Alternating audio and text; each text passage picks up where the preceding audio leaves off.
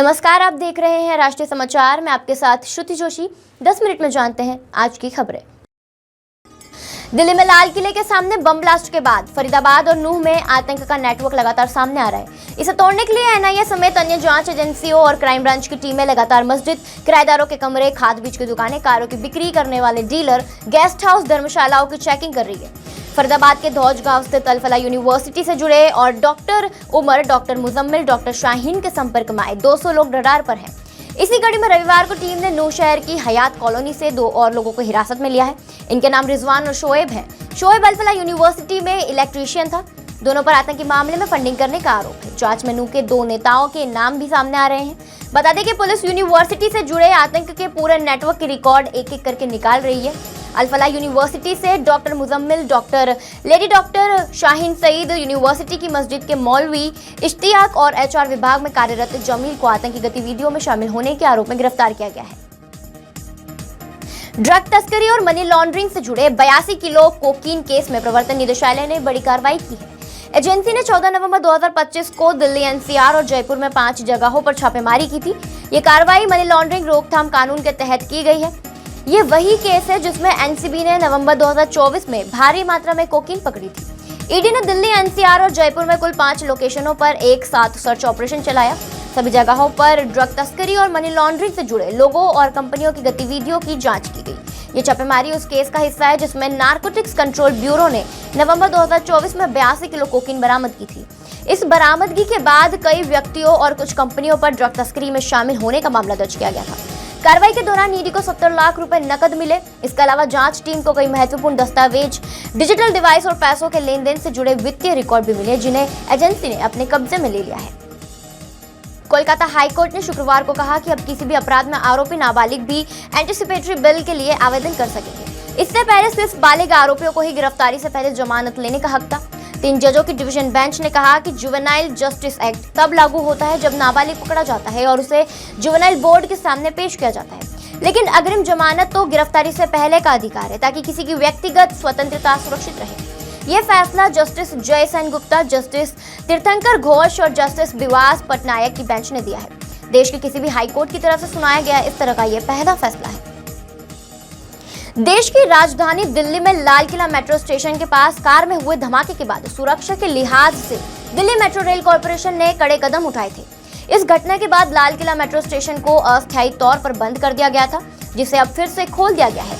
DMRC की ओर से जानकारी देते हुए बताया गया है कि यात्रियों के लिए दिल्ली लाल किला मेट्रो स्टेशन के सभी गेट फिर से खोल दिए गए हैं। दिल्ली मेट्रो की वॉयलेट लाइन पर भी स्थित ये स्टेशन ऐतिहासिक लाल किला, जामा मस्जिद और चांदनी चौक इलाके सहित दिल्ली के कई प्रमुख स्थलों के लिए यात्री के लिए मुख्य है। सोनभद्र जिले में पत्थर की एक खदान में दुर्घटना होने से लगभग 15 मजदूरों के उसमें फंसे होने की आशंका है। जानकारी के अनुसार एक मजदूर का शव बाहर निकाल दिया गया है और राहत बचाव कार्य अभी जारी है। एनडीआरएफ और एसडीआरएफ की टीमें मौके पर मौजूद हैं। बताया जा रहा है कि शनिवार की शाम ड्रिलिंग के दौरान पहाड़ धड़कने से हादसा हुआ था। घटना के 7 घंटे बाद एनडीआरएफ और एसडीआरएफ की टीमों ने रेस्क्यू अभियान शुरू किया है। जिलाधिकारी बीएन सिंह ने शनिवार को इस हादसे की जानकारी देते हुए कहा था कि कृष्णा माइंस का एक हिस्सा ढह जाने से वहां कार्यरत कुछ मजदूर दब गए। उन्होंने कहा कि दबे हुए लोगों को निकालने का प्रयास अल्ट्राटेक कंपनी, तूफान कंपनी, ओबरा पावर कंपनी और अन्य के सहयोग से किया जा रहा है। राष्ट्रीय आपदा मोचन बल और राज्य आपदा मोचन बल की टीम मिर्जापुर से आई हुई है। शीतलहर ने मैदानी राज्यों में ठिठुरन बढ़ा दी है। मध्य प्रदेश, राजस्थान, दिल्ली, छत्तीसगढ़, पंजाब, हरियाणा और बिहार, झारखंड में ठंड बढ़ गई है। बीते 24 घंटे में 2 डिग्री से 3 डिग्री सेल्सियस तक पारा लुढ़क गया है। राजस्थान के सीकर फतेहपुर में 5 डिग्री और सीकर में 5.4 डिग्री सेल्सियस दर्ज किया गया है। मध्य प्रदेश के 4 जिलों में पारा 10 डिग्री के नीचे चल रहा है। रीवा और नौगांव में पारा 7 डिग्री के आसपास चल रहा है। इधर हिमाचल प्रदेश के कई हिस्सों में पारा 0 या उससे नीचे दर्ज किया गया। ताबू में सबसे कम तापमान -6.6 डिग्री रिकॉर्ड किया गया है। दिल्ली में ठंड के साथ साथ प्रदूषण का लेवल बढ़ गया है। रविवार सुबह 8:30 बजे तक AQI लेवल 450 से ज्यादा रिकॉर्ड किया गया। बिहार के पूर्व सीएम लालू प्रसाद यादव के घर में बिखराव की खबरें सामने आ रही है। तेज प्रताप यादव के बाद अब रोहिणी आचार्य ने भी बगावती सुर अपनाए हैं। उन्होंने आज फिर कड़े तेवर दिखाते हुए कहा, कल एक बेटी, एक बहन, एक शादीशुदा महिला, एक मां को जलील किया गया, गंदी गालियां दी गई, मारने के लिए चप्पल उठाई गई। मैंने अपने आत्मसम्मान से समझौता नहीं किया, सच का समर्पण नहीं किया। सिर्फ और सिर्फ इस वजह से मुझे बेइज्जती झेलनी पड़ी। रोहिणी ने कहा, कल एक बेटी मजबूरी में अपने रोते हुए माँ बाप बहनों को छोड़ आई। मुझसे मेरा मायका छुड़वाया गया, मुझे अनाथ बना दिया गया। अब आप सब मेरे रास्ते कभी ना चले, किसी घर में रोहिणी जैसी बेटी बहन पैदा ना हो। चेन्नई के national institute of ocean technology में समुद्रयान आकार ले रहा है। इस वैज्ञानिक पनडुब्बी में हिस्से असेंबल हो रहे हैं। दिलचस्प बात है कि पहले समुद्रयान के 100% पार्ट्स इंपोर्ट किए जाने थे, लेकिन कोविड और जियोपॉलिटिकल कारणों से पार्ट्स नहीं मिल पाए। नतीजन अब 2025 में समुद्रयान के 50% हिस्से भारतीय संस्थानों ने ही तैयार कर लिए हैं। NIOT के उपनिदेशक S रमेश ने कहा कि समुद्रयान का बेसिक फ्रेम मत्स्य 6000 कम्युनिकेशन, नेविगेशन और कंट्रोल सिस्टम सॉफ्टवेयर भारत में ही विकसित किए गए हैं। कुछ कैमरे, सेंसर, अकॉस्टिक फोन और सिंथेटिक फोन आयात करने पड़े। लक्ष्य है कि 2026 में 30 मीटर, 200 मीटर और 500 मीटर की गहराई में समुद्रयान के 3 अलग-अलग रिहर्सल और टेस्ट होंगे। सभी उपकरणों और हर हिस्सों को नॉर्वे की एजेंसी DNV से सर्टिफिकेशन हासिल हो चुका है। भारतीय कप्तान शुभमन गिल को शनिवार शाम कोलकाता के वुडलैंड्स अस्पताल में भर्ती कराया गया। वह ईडन गार्डन्स स्टेडियम में साउथ अफ्रीका के खिलाफ खेले जा रहे पहले टेस्ट के तीसरे दिन मैदान पर नहीं उतरे। इस बारे में भारतीय क्रिकेट कंट्रोल बोर्ड ने सोशल मीडिया पर पोस्ट कर आधिकारिक जानकारी दी। BCCI ने बताया कि गिल फिलहाल अस्पताल में हैं और बाकी मैच में हिस्सा नहीं लेंगे। बोर्ड की मेडिकल टीम उनके लगातार निगरानी कर रही है। उनकी अनुपस्थिति में ऋषभ पंत टीम की कप्तानी करेंगे। शनिवार को गिल को गर्दन में ऐंठन महसूस हुई, जिसके चलते उन्होंने अपनी पारी बीच में ही छोड़ दी थी और दोबारा बल्लेबाजी करने नहीं उतरे।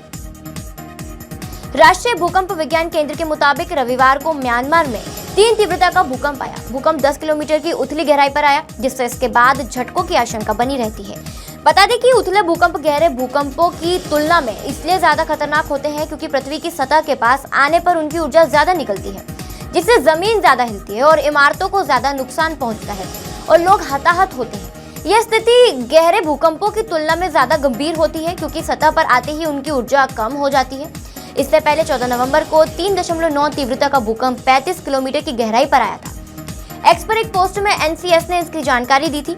म्यांमार माध्यम और बड़ी तीव्रता वाले भूकंपों के खतरे के प्रति संवेदनशील है, जिसमें इसकी लंबी तटरेखा पर सुनामी का खतरा भी शामिल है। नेपाल के बाद अब अमेरिका के एक पड़ोसी देश में जेन जेड आंदोलन ने रफ्तार पकड़ ली है। मैक्सिको में बढ़ते अपराध, भ्रष्टाचार और हिंसा के खिलाफ जनरेशन जेड ने आह्वान पर शनिवार को हजारों लोग सड़कों पर उतर आए। इससे सरकार के हाथ पैर फूलने लगे। ये प्रदर्शन मुख्य रूप से राष्ट्रपति क्लाउडिया शेनबाउ सरकार की सुरक्षा नीतियों और ड्रग कार्टेलों के खिलाफ नरमी के खिलाफ किया जा रहा है। खासकर मिशोआकान राज्य में ड्रग तस्करों के विरुद्ध अभियान चल रहा है। मेयर कार्लोस मंजो की हत्या के बाद आंदोलन तेजी पकड़ ली है। जेन जेड के इस आंदोलन को विपक्षी दलों के विभिन्न आयु वर्ग के नेताओं और समर्थकों का भी खुलकर समर्थन मिल रहा है। ऐसे में इस आंदोलन ने अब व्यापक रूप धारण कर लिया है। ये प्रदर्शन ज्यादातर शांतिपूर्ण रहा, लेकिन अंत में कुछ युवाओं के साथ पुलिस के बीच झड़पें भड़क उठी। प्रदर्शनकारियों ने पुलिस पर पत्थर, पटाखे, लाठियां और जंजीरें फेंकी, साथ ही उनकी ढालें और अन्य उपकरण छीन लिए। जवाब में पुलिस ने आंसू गैस के गोले छोड़े और लाठीचार्ज किया। बांग्लादेश की अपदस्थ प्रधानमंत्री शेख हसीना को जिंदगी मिलेगी या मौत, इसे लेकर अगले 24 घंटे में उन पर बड़ा फैसला आने वाला है। लिहाजा बांग्लादेश में अभी से हलचल बढ़ गई है। बांग्लादेश की यूनुस सरकार ने शेख हसीना को कोर्ट में मौत दिए जाने की मांग की है। ऐसे में यदि अदालत उन्हें मौत देती है तो देश में सुरक्षा हालत बिगड़ सकते हैं। इसे देखते हुए यूनुस सरकार ने 24 घंटे पहले ही पूरे देश में सुरक्षा एजेंसियों को हाई अलर्ट जारी कर दिया है। इसके साथ ही संवेदनशील जगहों पर सुरक्षा बढ़ा दी गई है। यह मामला पिछले साल एंटी गवर्नमेंट प्रदर्शनों के खिलाफ कथित मानवता के खिलाफ अपराधों से जुड़ा है, जिसके लिए शेख हसीना और उनकी टीम को जिम्मेदार ठहराए जाने का आरोप लगाया गया है। तो ये थी खबरें 10 मिनट में, और खबरों के लिए बने रहिए हमारे साथ। नमस्कार।